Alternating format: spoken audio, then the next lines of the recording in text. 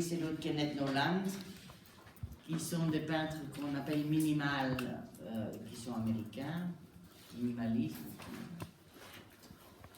Et donc, qui vont travailler souvent sur des grands formats, pas des petits tableaux, qui ont été sous l'enseignement de Albert Stabel, entre guillemets, mais qui a dû se sauver en Amérique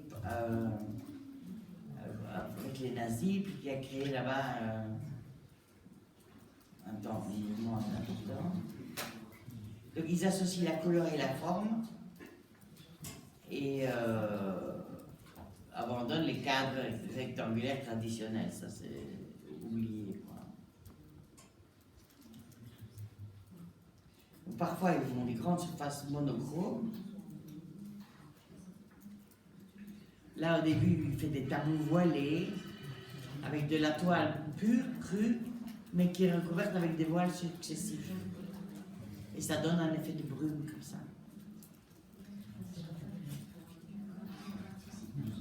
Le voilà. Louis Maurice. Voilà, vous voyez, c'est un exemple à l'intérieur, d'un intérieur de monsieur Louis Maurice. Là, on est en 62, là. Hein?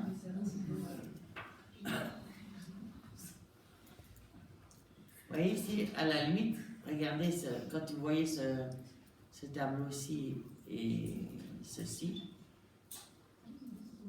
vous voyez que ça a été pensé, voulu.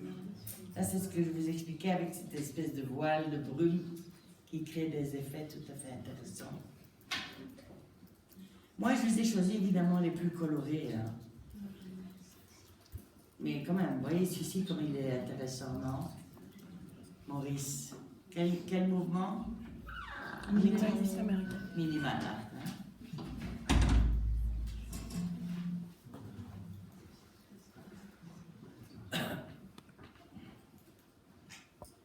Voilà. Ça, c'était quel mouvement?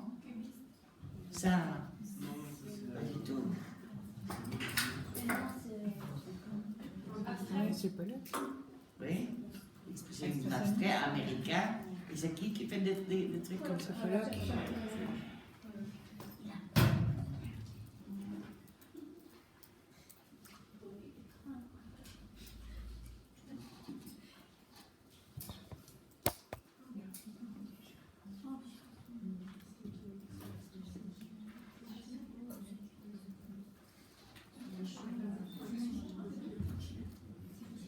Voilà, la ligne ne peut plus être conçue comme quelque chose qui circonscrit des formes ou des figures, abstraites ou pas, mais la ligne, ce n'est plus un truc qui doit circonscrire une forme. Regardez par exemple ici, là c'est la foulure de peinture.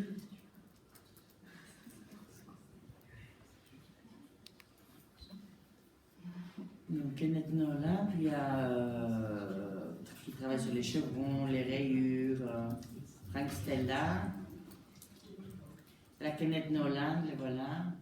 Il est mort en 2010, oui. Voilà, ex-nihilo 1958. Voilà une espèce d'immense tableau, évidemment. Imprégner la toile de peinture, la superposer différentes couches. C'est plus une toile qui est préparée, comme on disait dans le temps, c'est une toile brute. Donc la peinture devient une teinture, elle va, comment dire, être vue par la matière. Il en résulte que les figures géométriques seront contredites par les irrégularités de la fusion de la peinture. Vous voyez ce que je veux dire? C'est irrégulier puisque c'est la toile qui voit la couleur.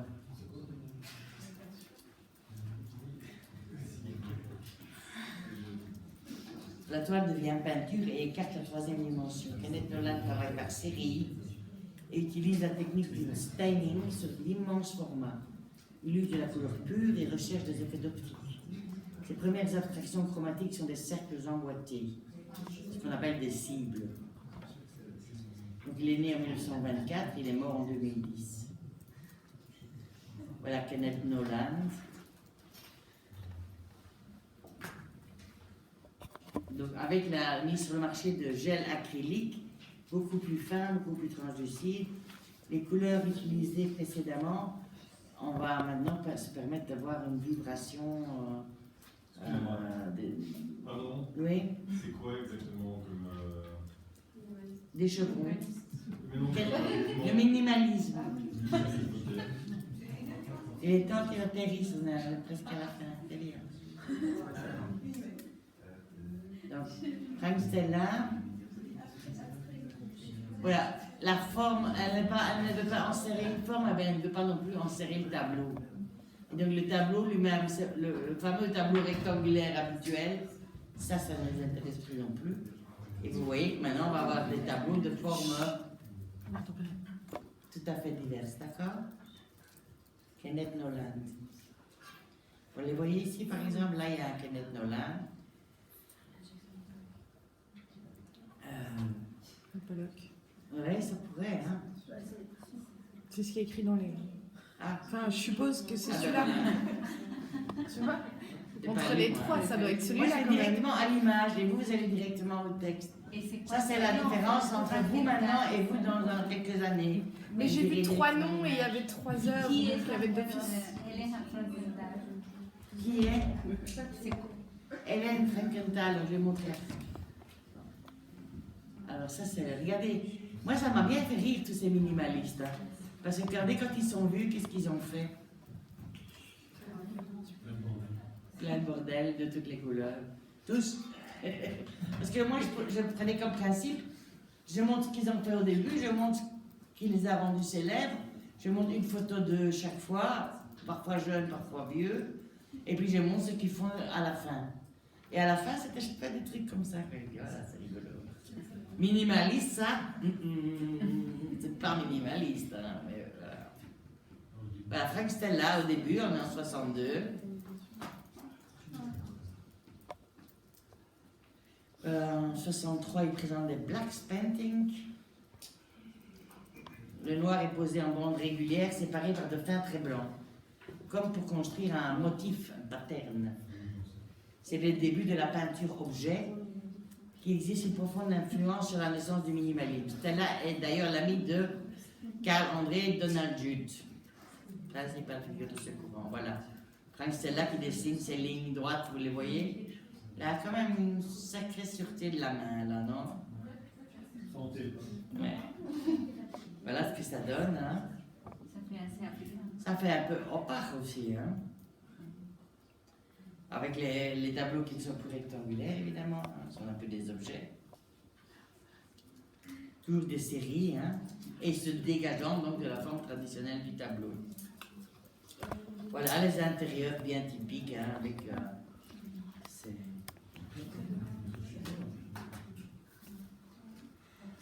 Donc, Jean-Philippe Stella, j'ai pas sa date de mort, celui-là, tiens. Il est peut-être pas encore mort. Donc, rejette le lyrisme de l'expressionnisme abstrait, s'installe à New York et se lie d'amitié avec Jasper Johns et Robert Rauschenberg, et les architectes Richard Meyer et Philip Johnson. Richard Meyer, on l'a vu ensemble. Il faisait quoi encore, lui? Voilà, le livre moderne, une maison blanche très grande. Et Philip Johnson, c'est celui qui avait fait ce musée de New York avec les grandes portes comme ça, ou ce grand building, vous voyez. Voilà, et Jasper Johns et Robert Rauschenberg, on va les voir tout de suite. Voilà, Frank Stella, de nouveau, c'est peinture objet. Richard Meyer, j'en ai profité pour le mettre ici avec ces fameuses maisons villas. Hein. On le revoit, mais bon. Et l'autre, c'est Johnson. C'est la Frank Stella. Ça, c'est en 84, vous voyez, c'est quand même... Voilà, encore Frank Stella. Et qui est plus trop minimaliste, je trouve, là, moi. Mais bon, regardez ça. Dans les années 80, il réalise des sculptures monumentales en acier poli et brûlé. Ah, elles sont intéressantes, hein? Ajoute des arabesques de couleurs acidulées, toujours par série. Oiseaux exotiques, fragments, vagues. On fait un collage. Frank Stella. La couleur possède sa propre substance picturale.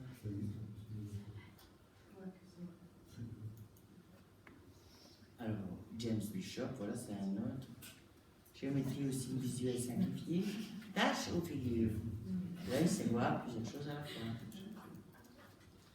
Jules Olitsky, né en 1922, mort en 2007. C'est en même temps que Nolan ou Louis, un héritier de l'expressionnisme abstrait. Ces toiles sont des overalls dont la monochronie n'est rompue que par de légères variations dans des demi-teintes raffinées. Il est important par quelques touches marquer un angle de la toile et rompre ainsi la nature de l'overall en restituant le rôle structurel aux limites de la toile. Voilà, Olitsky, vous voyez que là, ici, sur la pointe, on a un ton qui... Il travaille avec des iPhones. Voilà. Ici, superbe aussi celle-ci, 1962. Voilà, ça c'est sur la fin. Vous voyez, je vous montre ce qu'il est censé être minimal art. Et vous voyez ce qu'il nous fait à la fin. Un rideau. Où commence la peinture, vous finissez le tableau. Le fond. Alors ça c'est Richard Serra, je vous disais que Frank Gehry adorait travailler avec Frank Serra, avec Richard Serra.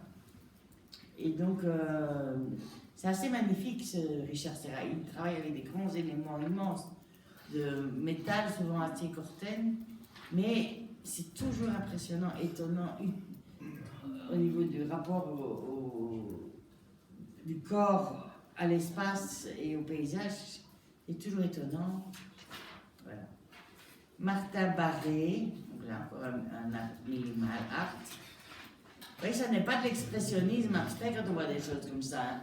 Il n'y a pas ce côté émotion, sentiment, c'est quand même plus formel. Et là, le voilà, à mon avis, je peux peut-être déjà arriver, je ne sais pas à quelle année c'est ça. Martha Barré, je ne sais pas. Non. Ça, je trouve assez magnifique aussi. Hein.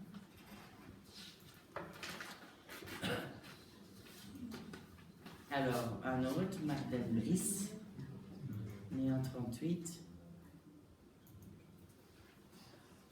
Ellsworth Kelly.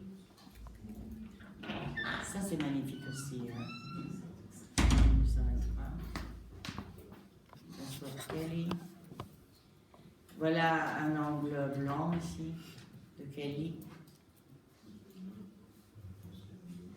Ou ici, un panneau bleu sombre. Voilà une exposition, enfin une vue de l'atelier avec yellow, black, blue, black et red, black. Voilà la définition du minimal art. Une sculpture d'un minimal artiste. Carl André.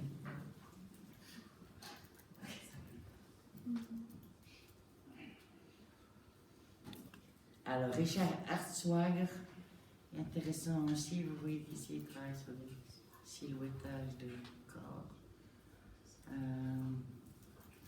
Regardez, il va réaliser, c'est plus, ça devient un peu maniéré comme ça, c'est plus des incrustations. Ça sont des dessins, je ne peux pas dire très académiques. Hein. Et là, regardez comme ce qu'il nous fait, une espèce de perspective éclatée qui se moque un peu et de la perspective et de la fonction, en tout cas de la chaise.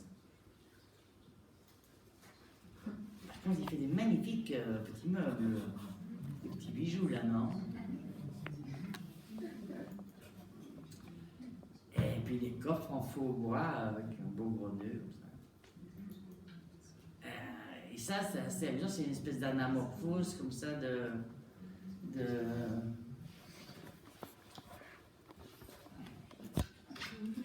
Alors là, il a été très célèbre avec ces fameux petits tâches comme ça, BLP, qui pouvaient être tel ou tel ou tel. Vous voyez, c'était normalisé aussi. Hein? Et que vous pouviez mettre sur votre sac, sur votre fenêtre, sur... vous voyez, c'était très in. Une chaise impossible à s'asseoir. Alors, Giovanni Anselmo. Des petits morceaux de pierre, une structure qui mange. Tonalieu, ça c'est déjà assez amusant avec ces 6 box, vous voyez, qui reprennent en miroir le sol.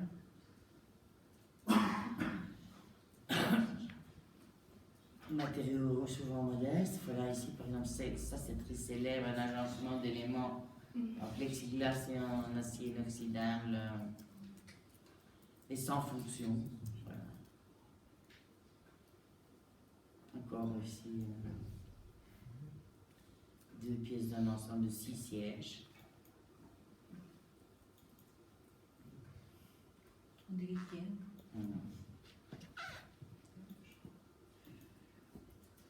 Imic Noble, portrait, ça c'est évidemment sur la fin aussi. Hein? Avec Joseph Beuys, on aura peut-être l'occasion de le croiser.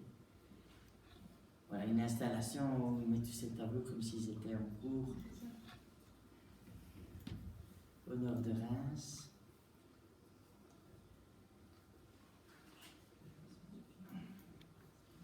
Ah, vous voyez que ça devient intéressant ici. Un hommage à Malevich. Vous vous rappelez Malevich? Oui. Le suprématisme. Hein, le sexe. Voilà, Knoebel. Évidemment, je vous ai dit, j'ai choisi les choses un peu plus colorées, mais bon, c'est pas ma faute si à la fin ils s'y mettent tous. Au début, Minimal Art c'est extrêmement sobre et tout, et puis à la fin, regardez, ils s'éclatent un peu.